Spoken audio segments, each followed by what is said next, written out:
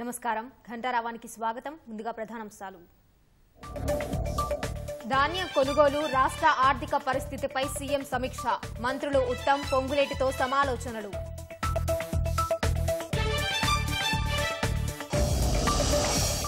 అకాల వర్షాలకు కుదేలవుతున్న అన్నదాతలు. తడిసిన ధాన్యాన్ని ప్రభుత్వమే కొనాలంటూ ఆందోళనలు.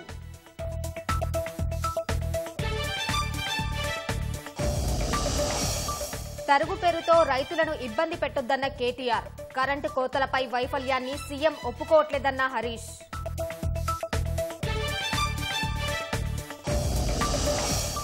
భాజపా 2 అంకెల సీట్లు సాధిస్తుందన్న కిషన్ రెడ్డి.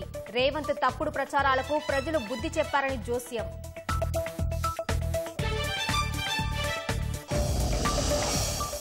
ఏపీలో జరిగిన హింసాత్మక ఘటనలపై ఈసీ ఆగ్రహం. వ్యక్తిగతంగా హాజరై వివరణ ఇవ్వాలని సీఎస్ డీజీపీలకు ఆదేశం. సార్వత్రిక ఎన్నికల వేళ సీఏఏ అమలులో ముందడుగు. ఢిల్లీలో 14 మందికి పౌరసత్వం కల్పించిన కేంద్రం.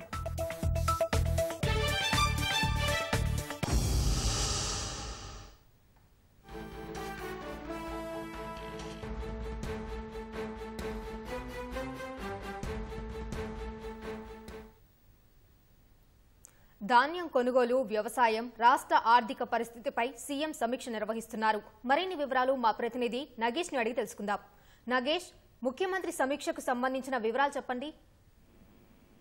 నీలిమ, ముఖ్యమంత్రి రేవంత్ రెడ్డి వివిధ అంశాలపై సమీక్ష నిర్వహిస్తున్నారు. నిన్నటి వరకు పూర్తిగా ఎన్నికల బిజీలో ఉన్న ముఖ్యమంత్రి ఈ రోజు సచివాలయానికి వచ్చారు. వివిధ అంశాలు ప్రధానంగా ప్రస్తుతం రైతులకు సంబంధించిన అంశాలు ప్రధానంగా ప్రస్తావనలో ఉన్నందున వాటిపైన ముందుగా సమీక్షిస్తున్నారు. ధాన్యం కొనుగోళ్లకు సంబంధించి ఇటీవల అకాల వర్షాల వల్ల పలు ప్రాంతాల్లో ధాన్యం తడిసిపోవడం, దాన్ని కొనుగోలు చేయడానికి నిరాకరిస్తున్న నేపథ్యంలో పలు ప్రాంతాల్లో రైతులు ఆందోళన వ్యక్తం చేస్తున్నారు. వీటికి సంబంధించి ఆ ధాన్యం కొనుగోళ్లకు సంబంధించి మొదటి ఇప్పటివరకు ఎంత ధాన్యం కొనుగోళ్లు జరిగాయి, ఇంకా ఎన్ని ఉన్నాయి, ఈ తడిసిన ధాన్యాన్ని కొనుగోలుకు సంబంధించి ఎలాంటి ఆదేశాలు ఇవ్వాలనే అంశం పైన సమీక్షిస్తున్నారు. అదేవిధంగా రానున్నటువంటి సాగు సీజన్ లో ఇప్పటి నుంచి ఎలాంటి ఏర్పాటు చేయాలి, విత్తనాల కొరత లేకుండా, అదేవిధంగా నకిలీ విత్తనాలు నిరోధించడానికి ఎలాంటి చర్యల అంశాలపైన కూడా చర్చ జరుగుతుంది. మరోవైపు రైతు రుణమాఫీ చేస్తానని ఇటీవల సీఎం ప్రకటించారు. కాబట్టి దానికి సంబంధించిన కసరత్తు ఏ విధంగా ఉండాలి, వ్యవసాయ కమిషన్ ఏర్పాటుకు సంబంధించిన అంశంతో పాటు ఆ కమిషన్ కు ఎలాంటి ఆదాయ వనరులు ఉండాలి, బ్యాంకులు చెప్తున్నటువంటి షరతులు ఏంటి అనే అంశాలపైన కూడా అధికారులతో సీఎం చర్చిస్తున్నారు. వీటికి తోడు రాష్ట్ర ఆర్థిక పరిస్థితి గత 2 నెలలుగా ఆదాయం ఎంత మేరకు సమకూరింది, అదేవిధంగా కేంద్రం నుంచి కానీ ఆర్బీఐ నుంచి కానీ అవసరమైనటువంటి అప్పులు, అదేవిధంగా వాటికి సంబంధించిన వడ్డీల చెల్లింపులు, వాటన్నిటి కూడా సమీక్ష నిర్వహించి త్వరలోనే ఇటు రైతు రుణమాఫీ కానీ ఇతర 6 గ్యారెంటీలకు సంబంధించిన అమలు వాటన్నిటిని సమీక్షించిన తర్వాత పలు కీలక నిర్ణయాలు తీసుకునే అవకాశం ఉంది. ధన్యవాదాలు నగేష్.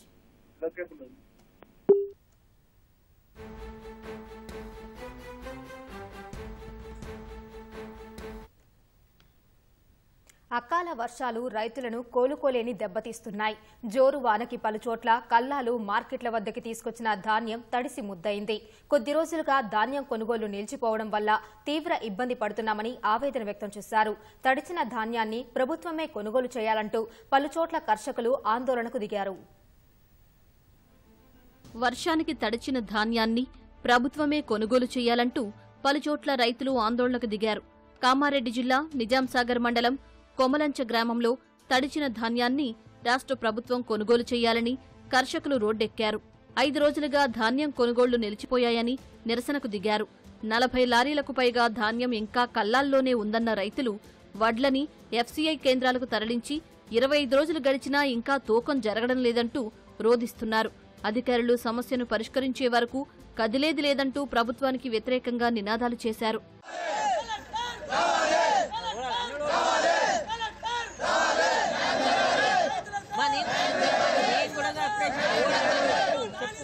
గత 10 రోజుల నుంచి కూడా తూకాలు ఆగిపోయినాయి, లారీలు పోవడం లేదు. అక్కడ రైస్ మిల్లర్లు కూడా మేము సొసైటీ వాళ్ళకి అడిగితే రైస్ మిల్లర్ అద్దంటున్నారు. మేము ఏం చేయాలని సమాధానం చెప్తున్నారు. ఇది అన్యాయం. గత 10 సంవత్సరాల నుంచి కూడా ఇలాంటి పరిస్థితి ఎప్పుడు కూడా రాలే. అలాంటిది 10 రోజుల నుంచి కూడా తూకాలు ఆగిపోయినాయి, వర్షాలు పడుతున్నాయి, ధాన్యం అంతా నానిపోతుంది. కాబట్టి రైతులకు అన్యాయం జరుగుతున్నది. కుతాలు వేసే టైం కూడా దగ్గరికి వస్తున్నది, కానీ ఇంకా ఇక్కడ ధాన్యం పోతలేదు. 5 నెలలు కూడా కాలేదు, రైతులు రోడ్డెక్కి ధర్నాలు చేస్తున్నారంటే ఈ ప్రభుత్వం ఎంత మొద్దు నిధులు ఉన్నది అనేది రైతులకు అందరికీ అర్థమవుతున్నది. కావున అధికారులు కానీ ప్రభుత్వం కానీ మొద్దు నిధులు వదిలి స్పందించి ఇప్పటికైనా ఈ రైతులను ఆదుకోవాలని మేము అందరికీ కూడా విజ్ఞప్తి చేస్తున్నాం. నిర్మల్ జిల్లా మామడ, లక్ష్మణ చందా మండలాల్లో నిన్న రాత్రి కురిసిన అకాల వర్షానికి కల్లాల్లో ధాన్యం తడిసి ముద్దయింది. చేతికొచ్చిన పంట వర్షానికి తడిసి ముద్ద కావడంతో మొలకలొచ్చే అవకాశం ఉందని రైతులు ఆందోళన వ్యక్తం చేశారు. తడిచిన ధాన్యాన్ని ప్రభుత్వం వెంటనే కొనుగోలు చేసి ఆదుకోవాలని అన్నదాతలు విజ్ఞప్తి చేస్తున్నారు.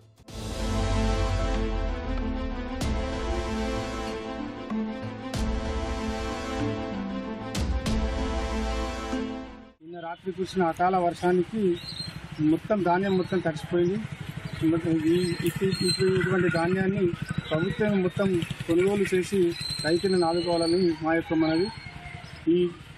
నిన్న కురిసిన వర్షంకు మొత్తం టోటల్గా ధాన్యం మొత్తం తడిసిపోయింది. మొలకలు వచ్చినాయి, తడిసిన చెట్లకు మొత్తం కొట్టుకుపోయింది. కాబట్టి మాకు రైతులను ఎట్టి పరిస్థితులలో ఆదుకొని ప్రభుత్వం మాకు ఆదుకోవాలని మా యొక్క మనవి. ధాన్యం కొనుగోలు చేయాలంటూ యాదాద్రి భువనగిరి జిల్లా గూడూరు వద్ద జాతీయ రహదారిపై రైతులు రాస్తారోకో నిర్వహించారు. ధాన్యం కొనుగోళ్లు నత్తనడకన సాగుతున్నాయని ఆగ్రహం వ్యక్తం చేశారు. రైతులను తాలు, తేమ పేరుతో అధికారులు వేధిస్తున్నారని, 20 రోజులుగా ధాన్యం కొనుగోలు చేయట్లేదని ఆరోపించారు. ప్రభుత్వానికి వ్యతిరేకంగా నినాదాలు చేస్తూ 163వ జాతీయ రహదారిపై బైఠాయించగా కొద్దిసేపు హైదరాబాద్, వరంగల్ వెళ్లే వాహన రాకపోకలకు అంతరాయం ఏర్పడింది. ఆందోళన విరమింపజేయడానికి వచ్చిన పోలీసులతోనూ రైతులు వాగ్వాదానికి దిగారు.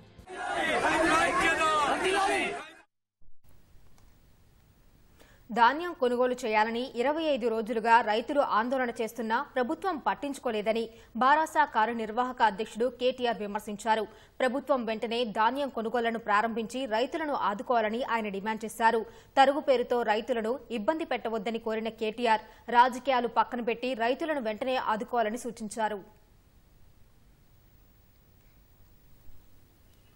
అదే మొత్తం ధాన్యం రైతులు తెచ్చిన ధాన్యం ప్రభుత్వం సకాలంలో కొనుగోలు చేయకపోవడం వల్ల, ప్రభుత్వం పట్టించుకోకపోవడం వల్ల, ఆదేశించే నాతుడే లేకపోవడం వల్ల, పర్యవేక్షించే యంత్రాంగం అనేది పూర్తి స్థాయిలో ఇవాళ ఎక్కడికక్కడ నిర్లక్ష్యం చేయడం వల్ల వర్షానికి నానుతున్నాయి వడ్లు, మళ్ళీ ఎండకు ఎండుతూ ఉన్నాయి. ఆ పరిస్థితి ఈరోజు కనబడతా ఉంది రాష్ట్ర వ్యాప్తంగా. రెండవది, తరుగు పేరుతో దాదాపుగా ఒక్కొక్క క్వింటాల్కు 3.5 కిలోలు ఇవాళ తీసేస్తూ ఉన్నారు. ఆ విషయంలో కూడా ప్రభుత్వం గతంలో ఇదే కాంగ్రెస్ పార్టీ నాయకులు ప్రతిపక్షంలో ఉన్నప్పుడు ఈ తరుగు విషయంలో ఏమేమి మాట్లాడినారో అవన్నీ కూడా సామాజిక మాధ్యమాల్లో ఉన్నాయి. మరి వారు ఆనాడు చెప్పిన మాటల్ని నేను ఉటంకిస్తా ఉన్నాను, కొత్తదేం లేదు. ఎట్టి పరిస్థితుల్లో కూడా రైతుకు అన్యాయం చేయకుండా, తరుగు అనేది లేకుండా మరి ముందుకు రావాలి, వెంటనే రైతులకు పూర్తి స్థాయిలో న్యాయం చేయాలని చెప్పి కూడా మేము డిమాండ్ చేస్తూ ఉన్నాం. విత్తన సరఫరాలో ఇబ్బంది సృష్టిస్తే ఏ సంస్థను ఉపేక్షించబోమని వ్యవసాయ శాఖ మంత్రి తుమ్మల నాగేశ్వరరావు హెచ్చరించారు. రైతుల ప్రయోజనాలకు భంగం కలిగించే ఏ చర్యను ప్రభుత్వం సహించబోదని తేల్చి చెప్పారు. విధుల్లో అలసత్వం వహించిన అధికారులపైన చర్యలు తప్పవని ఆయన స్పష్టం చేశారు. రాష్ట్ర వ్యాప్తంగా జిల్లాల వారీగా తనిఖీ బృందాలు ఏర్పాటు చేసుకుని విత్తన అమ్మకాలు పర్యవేక్షిస్తూ నకిలీ విత్తనాలకు అడ్డుకట్ట వేయాలని అధికారులను ఆదేశించారు. 2024 ఖరీఫ్లో దాదాపు 60.53 లక్షల ఎకరాల్లో పత్తి సాగు అంచనా వేసినట్లు చెప్పిన తుమ్మల అందుకు సరిపడా బోల్గార్డ్ 2 పత్తి విత్తనాలు ఈ నెల చివరి నాటికి రైతులకు అందుబాటులో ఉంచేలా ఏర్పాట్లు చేయాలని నిర్దేశించారు. BG2 విత్తన ప్యాకెట్ గరిష్ట ధర 864 రూపాయలుగా కేంద్రం నిర్ణయించగా ఎవరైనా అంతకంటే ఎక్కువకు అమ్మితే కఠిన చర్యలు తీసుకుంటామని మంత్రి తుమ్మల స్పష్టం చేశారు. ఎన్నికల్లో గెలిపిస్తే పట్టభద్రుల హక్కుల కోసం పోరాడుతానని గ్రాడ్యుయేట్స్ ఎమ్మెల్సీ కాంగ్రెస్ అభ్యర్థి తీన్మార్ మల్లన్న హామీ ఇచ్చారు. సూర్యాపేట జిల్లా తిరుమలగిరి, భువనగిరి జిల్లా యాదగిరిగుట్టలో ఈ నెల 27న జరగనున్న పట్టభద్రుల ఉప ఎన్నికల సన్నాహక సమావేశాల్లో ఆయన పాల్గొన్నారు. స్థానిక కాంగ్రెస్ ఎమ్మెల్యేలు, ఎంపీ అభ్యర్థులు, పట్టభద్రులు ఈ సమావేశాల్లో పాల్గొన్నారు. రాష్ట్రంలో నిరుద్యోగులను, గ్రాడ్యుయేట్లను, ప్రభుత్వ ఉద్యోగులను దగా చేసింది కేసీఆర్ఏనని తీన్మార్ మల్లన్న విమర్శించారు. గెలవాలని మీరందరూ కోరుకుంటా ఉంటే ఆ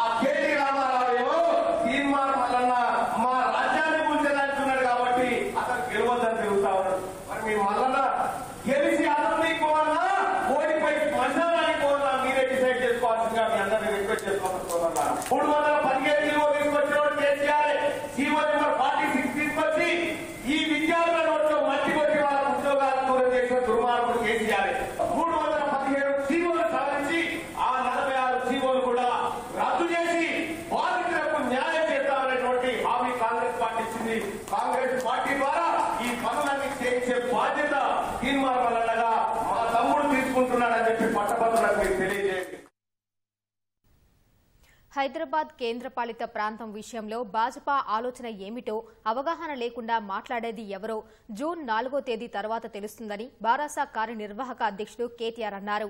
అప్పుల విషయంలో రేవంత్ రెడ్డి ప్రభుత్వం వాదన చిత్తు కాగితమని రిజర్వ్ బ్యాంకు తేల్చిందని, నిన్నటి వరకు అప్పు చేయడం తప్పు అని సన్నాయి నొక్కులు నొక్కిన కాంగ్రెస్ నేతలు ఇప్పుడు అప్పులు ఎందుకు చేస్తున్నారని ప్రశ్నించారు. రాష్ట్ర ఆదాయం ఎక్కడకు పోతోంది, గుత్తేదారులకు పోతున్నాయా, ఇంకా ఎక్కడికైనా పోతున్నాయా అని కేటీఆర్ అడిగారు. అప్పుల విషయంలో సీఎం, ఉప ముఖ్యమంత్రి రాష్ట్ర ప్రజలకు క్షమాపణ చెప్పాలని డిమాండ్ చేశారు. నల్గొండ, ఖమ్మం, వరంగల్ పట్టభద్రుల స్థానంలో జరిగిన 4 ఎన్నికల్లోనూ బారాసా గెలుపొందిందని, ఎమ్మెల్సీ ఉప ఎన్నికల్లోనూ విజయం సాధిస్తామని కేటీఆర్ ధీమా వ్యక్తం చేశారు. దగా డిఎస్సీ అన్నారు, అది దగా డిఎస్సీ అయింది. మొదటి కేబినెట్ లోనే సంతకం పెడతా అన్నారు. కేసీఆర్ ఇచ్చింది 5,000 ఉద్యోగాలే, మేము వస్తే 21,000 ఉద్యోగాలు ఇస్తామని చెప్పి రేవంత్ రెడ్డి గారు స్వయంగా చెప్పారు. మరి దాన్ని దగా చేసి ఆయన ఇచ్చిన మాటను ఆయన తుంగలో దొక్కి కేవలం మరొక 5,000 ఉద్యోగాలు తోడు చేసి దానికి మళ్ళొక్కసారి తెలంగాణ యువతకి మోసం చేసిన ప్రభుత్వం ఈ కాంగ్రెస్ ప్రభుత్వం. అందుకే శాసన మండలిలో ఒక యువకుడు, ఉత్సాహవంతుడు, డెఫినెట్ గా మీ అందరికీ కూడా రేపటి రోజున మేలు చేయగలిగే విద్యావంతుల తరపున మరి ఒక బ్లాక్ మెయిలర్ని ఎన్నుకుంటే రేపటి రోజున జరిగేది ఏంటంటే మళ్ళీ ఆయన ఎప్పటికప్పుడు పార్టీలు మాత్రమే కాకుండా ఎప్పటికప్పుడు మీడియాను అడ్డం పెట్టుకుని బ్లాక్మెయిల్ చేసే ఒక వ్యక్తి అవతల వైపు కాంగ్రెస్ పార్టీ నుంచి పోటీ చేస్తా ఉన్నాడు. ఆయన ఎప్పుడు ఏ పార్టీలో ఉంటాడో తెలియదు, ఎప్పుడు ఎవరిని నిందిస్తాడో తెలియదు. అట్లాంటి వ్యక్తులకు కనుక అవకాశం ఇస్తే గతంలో మనం నల్లగొండలో నయీంని చూసినాం, మళ్ళీ అట్లాంటి వాడిని ఇంకోని తయారు చేసినట్టు అవుతుంది. ఇట్లాంటి వ్యక్తులకు కనుక అవకాశం చట్టసభల్లో ఇస్తే మరి రాబోయే 10 రోజులు, ఎందుకంటే 25వ తారీఖు లాస్ట్ ప్రచారానికి, ఈ 10 రోజులు కూడా అందరం కూడా ఎక్కడి వాళ్ళం అక్కడ కష్టపడదామని నిర్ణయం తీసుకున్నాం. మా పార్టీ పరంగా పూర్తి ఎఫర్ట్ పెడతాం. తప్పకుండా తమ్ముడు రాకేష్ రెడ్డి గారిని 3 జిల్లాల విద్యావంతుల ఆశీస్సులతో గెలిపించుకుంటామని చెప్పి కూడా ఆశాభావంతో మీ అందరికీ కూడా ధన్యవాదాలు. అందరూ తనలాగే కుట్రలు కుతంత్రాలకు పాల్పడతారని ముఖ్యమంత్రి రేవంత్ రెడ్డి భ్రమల్లో ఉన్నారని మాజీ మంత్రి హరీష్ రావు విమర్శించారు. విద్యుత్ ఉద్యోగులపై సీఎం చేసిన వ్యాఖ్యలను ఎక్స్ వేదికగా ఆయన ఖండించారు. కరెంటు కోతల విషయంలో ముఖ్యమంత్రి తన ప్రభుత్వ వైఫల్యాలను అంగీకరించకుండా ప్రతిపక్షాలు విద్యుత్ ఉద్యోగుల మీద అబాండాలు మోపడాన్ని తీవ్రంగా ఖండిస్తున్నట్లు చెప్పారు. రేవంత్ రెడ్డి వైఖరి ఆడరాక పాత గజ్జెలు అనే సామెతను గుర్తు చేస్తోందని ఆక్షేపించారు. 24 గంటల పాటు నిరంతరంగా విద్యుత్ సరఫరా చేసేందుకు విద్యుత్ ఉద్యోగుల సహకారంతో బారాసా ప్రభుత్వం పటిష్టమైన వ్యవస్థను నిర్మించిందన్నారు.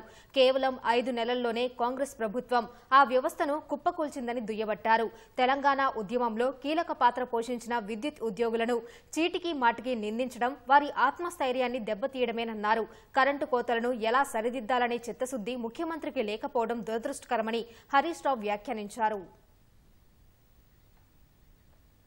నాగర్ కర్నూలు జిల్లా అచ్చంపేట నియోజకవర్గంలో అరాచక పాలన కొనసాగుతోందని బారాసా ఎంపీ అభ్యర్థి ఆర్ఎస్ ప్రవీణ్ కుమార్, అచ్చంపేట మాజీ ఎమ్మెల్యే గువ్వల బాలరాజు అన్నారు.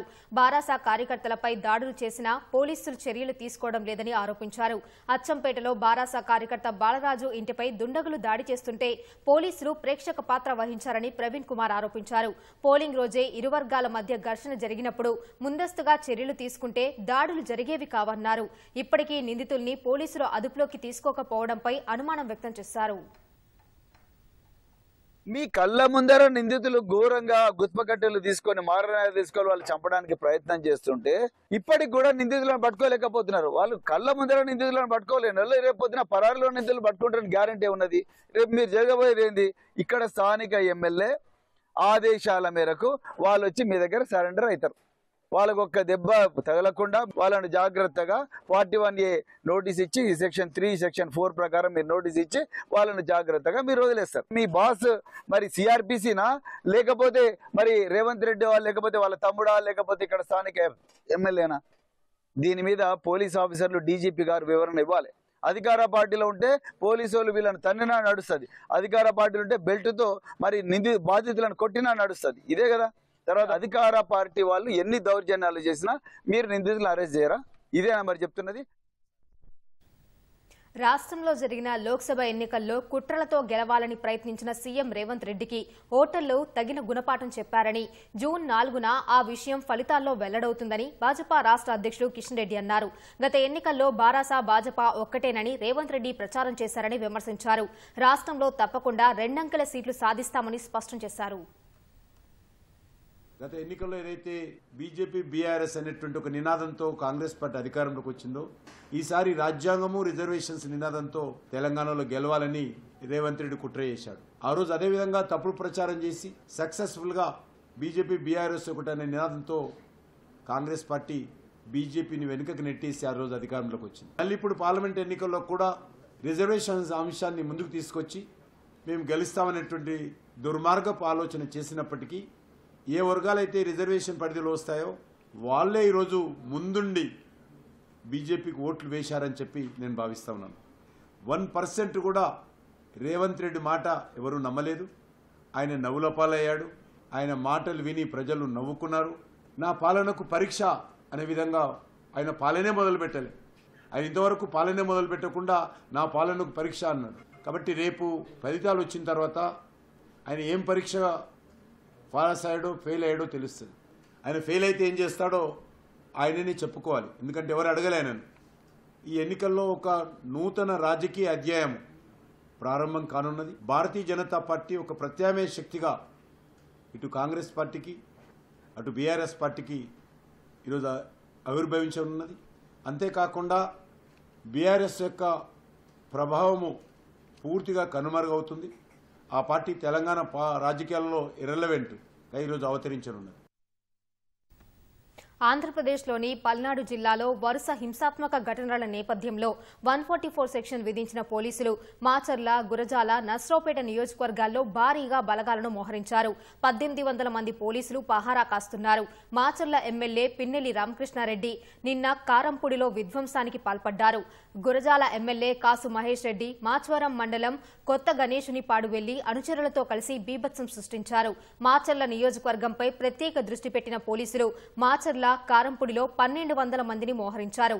పిన్నెల్లి సోదరులను గృహ నిర్బంధం చేశారు. మాచర్లలోకి వచ్చే వాహనాలను తనిఖీ చేస్తున్నారు. గుంటూరు రేంజ్ ఐజీ సర్వశ్రేష్ఠ త్రిపాఠి, పల్నాడు జిల్లా ఎస్పీ బిందు మాధవ్ మాచర్లలోనే ఉండి పరిస్థితిని పర్యవేక్షిస్తున్నారు. ఇక గురజాల ఎమ్మెల్యే కాసు మహేష్ రెడ్డిని నర్సరావుపేటలో హౌస్ అరెస్ట్ చేశారు. నర్సరావుపేటలోనూ పోలీసులు హై అలర్ట్ ప్రకటించారు. ఎమ్మెల్యే గోపిరెడ్డి శ్రీనివాస్ రెడ్డి, తెలుగుదేశం అభ్యర్థి అరవింద్ బాబు ఇళ్ల వద్ద పోలీసులను మోహరించి వారిని బయటకు రావద్దని సూచించారు. ఆంధ్రప్రదేశ్లో ఎన్నికల తర్వాత చెలరేగిన హింసాత్మక ఘటనలపై ఎన్నికల సంఘం కన్నెర చేస్తుంది. ప్రభుత్వ ప్రధాన కార్యదర్శికి, డీజీపీకి సమన్లు జారీ చేసింది. హింసాత్మక ఘటనలపై వ్యక్తిగతంగా హాజరై వివరణ ఇవ్వాలని ఆదేశించింది. రేపు సీఎస్ డీజీపీకి ఢిల్లీ వెళ్లి ఈసీకి వివరణ ఇవ్వనున్నారు. మరోవైపు తాడిపత్రి, మాచర్ల, చంద్రగిరి, నర్సరావుపేటలో హింసాత్మక ఘటనలు జరిగాయని ఆంధ్రప్రదేశ్ ఎన్నికల ప్రధాన అధికారి ముఖేష్ కుమార్ మీనా చెప్పారు. ఆ ప్రాంతాలకు సీనియర్ అధికారులతో అదనపు బలగాలు పంపామన్నారు. పోలింగ్ రోజున కొన్ని చోట్ల హింసాత్మక ఘటనలు జరిగాయన్న మీనా కొందరు పోలీసులు ఏకపక్షంగా వ్యవహరించారని గుర్తించామన్నారు. ఏకపక్షంగా వ్యవహరించిన పోలీసులపై ఖచ్చితంగా చర్యలు తీసుకుంటామన్నారు. నిర్లక్ష్యంగా వ్యవహరించిన వారిని గుర్తింపజేసే పనిలో డీజీపీ సహా అధికారులు ఉన్నట్లు వెల్లడించారు. హింసకు పాల్పడిన వారి ఆధారాలు, ఫోటోలు, వీడియోలు తమ వద్ద ఉన్నాయని మీనా తెలిపారు. వారందరినీ అరెస్ట్ చేసి జైలులో పెట్టాలని ఇప్పటికే ఆదేశించామన్నారు. చంద్రగిరిలో 30 మందిని అరెస్ట్ చేశామని, ఇవాళ రేపు అందరినీ అరెస్ట్ చేస్తామన్నారు. లోక్సభ ఎన్నికల వేళ పౌరసత్వ సవరణ చట్టం 2019 అమల్లోకి వచ్చాక కేంద్రం తొలిసారి 14 మందికి భారత పౌరసత్వం మంజూరు చేసింది. ఆన్లైన్ దరఖాస్తు ద్వారా పౌరసత్వం మంజూరైన 14 మంది ముస్లిమేతరులకు కేంద్ర హోంశాఖ కార్యదర్శి అజయ్ కుమార్ బల్లా వారికి ఢిల్లీలో పౌరసత్వ ధృవీకరణ పత్రాలు అందజేశారు. 2019 డిసెంబర్లో ప్రతిపక్షాల తీవ్ర నిరసనల మధ్య సీఏఏ చట్టం పార్లమెంటు ఉభయ సభల్లో ఆమోదం పొందగా దీనికి రాష్ట్రపతి ఆమోదముద్ర కూడా లభించింది. అయితే దేశంలో 4 ఏళ్ల తర్వాత సీఏఏ అమలుపై ఈ ఏడాది మార్చిలో కేంద్ర ప్రభుత్వం నోటిఫికేషన్ జారీ చేసింది. సీఏఏ చట్టం ప్రకారం పాక్, బంగ్లాదేశ్, ఆఫ్ఘాన్ల నుంచి వలస వచ్చిన ముస్లింయేతర శరణార్థుల వద్ద తగిన పత్రాలు లేకపోయినా వారికి సత్వరమే భారత పౌరసత్వాన్ని ఇచ్చేలా కేంద్రం నిబంధనల్ని రూపొందించింది. 2014 డిసెంబర్ 31 కంటే ముందు ఆ 3 దేశాల నుంచి మన దేశానికి వచ్చిన హిందువులు, క్రైస్తవులు, సిక్కులు, జైనులు, బౌద్ధులు, పార్సీలకు ఇవి వర్తిస్తాయి. సార్వత్రిక ఎన్నికల్లో కాంగ్రెస్ పార్టీ చిత్తుగా ఓడిపోనుందని ప్రధాని నరేంద్ర మోదీ జోస్యం చెప్పారు. ఆ పార్టీకి ప్రతిపక్ష హోదా కూడా దక్కకపోవచ్చన్నారు. లోక్సభ ఎన్నికల ప్రచారంలో భాగంగా మహారాష్ట్రలోని దిండోరీ సభలో పాల్గొన్న ప్రధాని మోదీ ఇంది కూటమి కాంగ్రెస్ పై విమర్శలు గుప్పించారు. ఎన్నికల తర్వాత నకిలీ శివసేన, నకిలీ ఎన్సీపీ హస్తం పార్టీలో విలీనం కానున్నాయని చెప్పారు. నకిలీ శివసేన కాంగ్రెస్ లో విలీనమైతే తనకు బాలాసాహెబ్ ఠాక్రే మాటలు గుర్తుకు వస్తాయన్నారు. శివసేన కాంగ్రెస్ బాటలో పయనిస్తున్నట్లు తనకు ఏ రోజైతే అనిపిస్తుందో ఆ రోజే శివసేనను సమాప్తం చేస్తానని బాల్ ఠాక్రే చెప్పేవారని గుర్తు చేశారు. అంటే నకిలీ శివసేన చిరునామా గల్లంతు కావటం ఖాయమని ప్రధాని మోదీ పేర్కొన్నారు. गठबंधन का जो मुख्य दल है कांग्रेस इतनी बुरी तरह हार रही है कि उनके लिए मान्य विपक्ष बनना भी मुश्किल है. इसलिए यहाँ के जो नेता है इंडिया अलायंस के, उन्होंने सभी छोटे छोटे दल जो है इन दलों को ये सुझाव दिया है कि चुनाव समाप्त होने के बाद इन सभी छोटी पार्टियों ने कांग्रेस में मर्जर कर देना चाहिए, तो शायद ताकि वो मान्य विपक्ष बन जाए. ये नकली शिवसेना, नकली राष्ट्रवादी पार्टी, इसका कांग्रेस में विलय होना पक्का है. దళిత, గిరిజన, ఓబీసీ రిజర్వేషన్లను రద్దు చేయడంతో పాటు రాజ్యాంగాన్ని దెబ్బతీయాలని భారతీయ జనతా పార్టీ కుట్ర చేస్తోందని కాంగ్రెస్ మాజీ అధ్యక్షుడు రాహుల్ గాంధీ ఆరోపించారు. ఈ ఎన్నికల్లో కమలం పార్టీ గెలిస్తే ప్రభుత్వ రంగ సంస్థలు ప్రైవేట్ పరం అవుతాయని, పరిపాలన బిలియనీర్ల చేతిలోకి వెళ్తుందని విమర్శించారు. ఎన్నికల ప్రచారంలో భాగంగా ఒడిశాలోని బోలంగీర్ సభలో పాల్గొన్న రాహుల్ గాంధీ రాజ్యాంగాన్ని దెబ్బతీసే ప్రయత్నాలను కాంగ్రెస్ తో పాటు దేశ ప్రజలు అనుమతించబోరని స్పష్టం చేశారు. అందువల్ల దేశంలో ప్రజాప్రభుత్వం ఏర్పడాల్సిన అవసరం ఉందని రాహుల్ గాంధీ గుర్తు చేశారు.